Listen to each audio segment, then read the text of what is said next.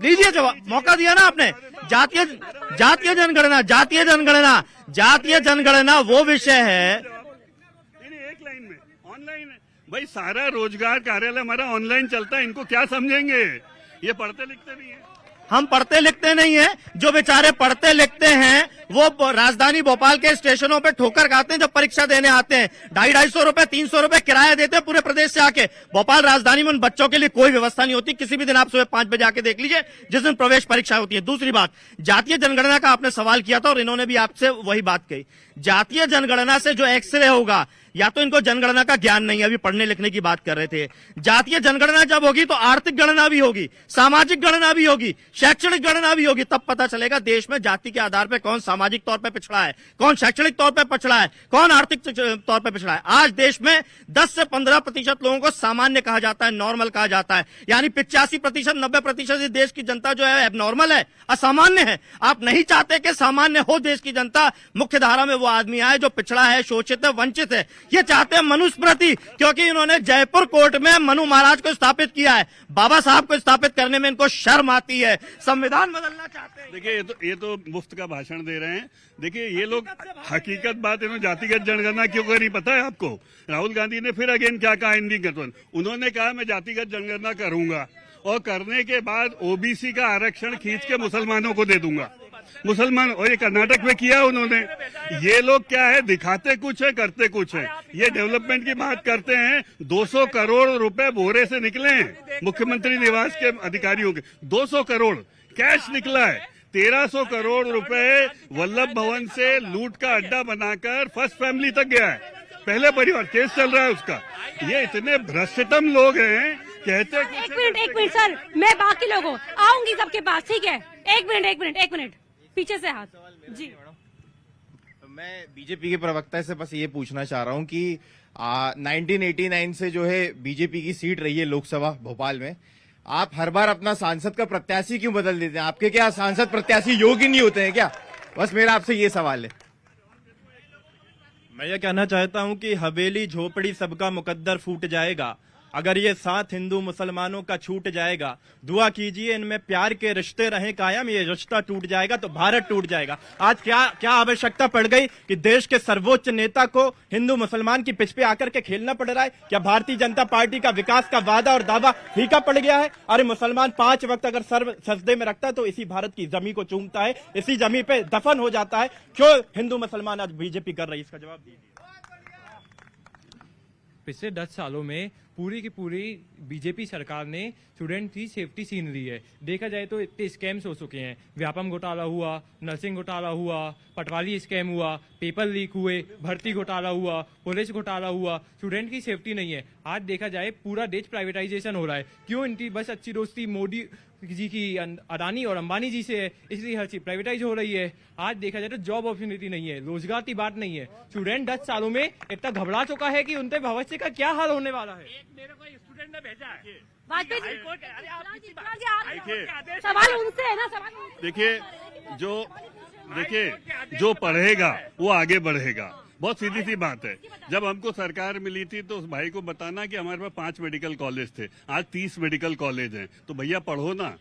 तब हमारी 600 सीटें थी, आज 30,000 सीटें यदि देश में हैं तो आप इस चीज को समझो। 1 लाख से ऊपर डॉक्टर्स की सीटें, हर जिले में इंजीनियरिंग कॉलेज, मेडिकल कॉलेज और उसके बाद एग्रीकल्चर कॉलेज बन रहे। अब ये कांग्रेस के बच्चे नहीं पढ़ेंगे तो हम क्या करें? ये राहुल गांधी में अपना भविष्य भेजा मुझे कि 5 साल तैयारी करने के बाद कोर्ट से जीते तो सरकार जा रही है कि इनको रोजगार नहीं देंगे, इसके लिए ऊपर कोर्ट में जा रही है।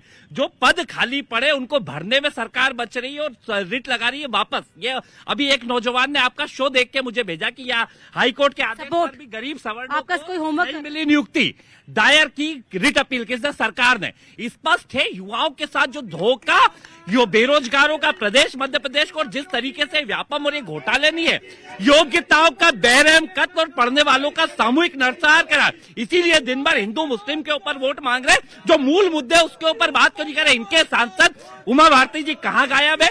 इनके जो लोग हैं, यहाँ की प्रज्ञा जी इतना अच्छा काम किया तो उनको बुलाए ना। अरे आप तारीफ कर रहे हैं उनकी। नहीं, अच्छा काम किया तो बुलाओ ना, प्रचार करने में बुलाओ ना। दोनों को कहाँ गायब है?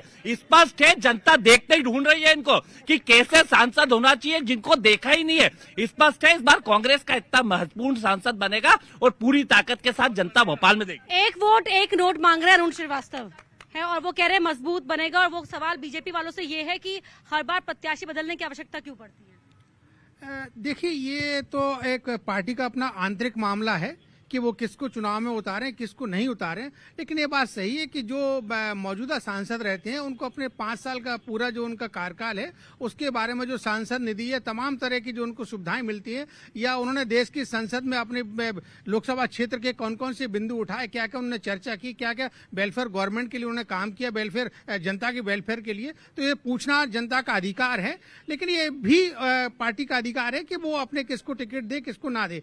लेकिन जहां तक जो आपने एक वोट और क्या बताया आपने, एक नोट, देखिए जो अरुण श्रीवास्तव जी जो उम्मीदवार जिनकी आप चर्चा कर रहे हैं, तो देखिए एक बहुत कहने में बहुत सामान्य सी बात लगती है कि एक नोट और एक वोट, लेकिन चुनाव अलग मुद्दों पर लड़ा जाता है। चुनाव का जो विषय होते हैं वो बिल्कुल अलग होते हैं। जैसे कि माननीय नरेंद्र मोदी जी ने एक नैरेटिव सेट करने की कोशिश की मंगलसूत्र के माध्यम से, माननीय नरेंद्र मोदी जी ने नैरेटिव सेट करने की कोशिश की है सेम पेट्रोल की बात से।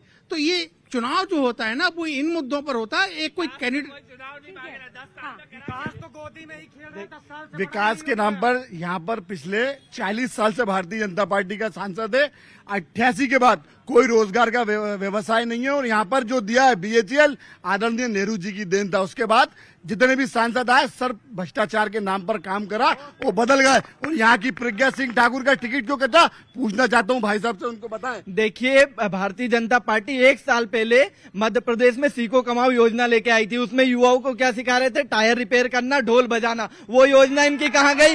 उसका स्टाइफंड इनने भाजपा कार्यकर्ताओं को बांट दिया, युवाओं को नहीं दिया। मध्य प्रदेश के बेरोजगार युवाओं को स्टाइफंड नहीं दिया, वो भाजपा कार्यकर्ताओं में बटा। और मध्य प्रदेश में आप देखिए भारतीय जनता पार्टी के राज में सिर्फ घोटाले हुए, युवाओं को छीला गया है, युवाओं के नाम छलावा किया गया है। मेरे को तो लगता है मैडम कहीं ना कहीं आरक्षण खत्म करना चाहिए। क्यों? क्योंकि मैडम यहाँ पे ब्राह्मण लोगों के लिए कोई सुविधा नहीं है। हम लोग अगर जाएं किसी भी उसमें बात करने तो कहते आप तो सामान्य आप हो ही नहीं, तो हम फिर वोट किसको दें? पहली चीज इनसे ही है। दूसरी चीज, युवा इतना परेशान हो गया है कि नौकरी है ही नहीं है, क्या करे? ठेला धक्का है तो पुलिस वाले भगा देते हैं, भागो यहाँ से। तो मैडम सबसे मेरा सवाल इनसे ये है कि आरक्षण खत्म करो, आरक्षण खत्म करो जी, या तो वाजपेयी जी से। आपका नाम क्या है? राहुल शर्मा। राहुल शर्मा पूछ रहे हैं सर। सर मैं आ रही हूँ।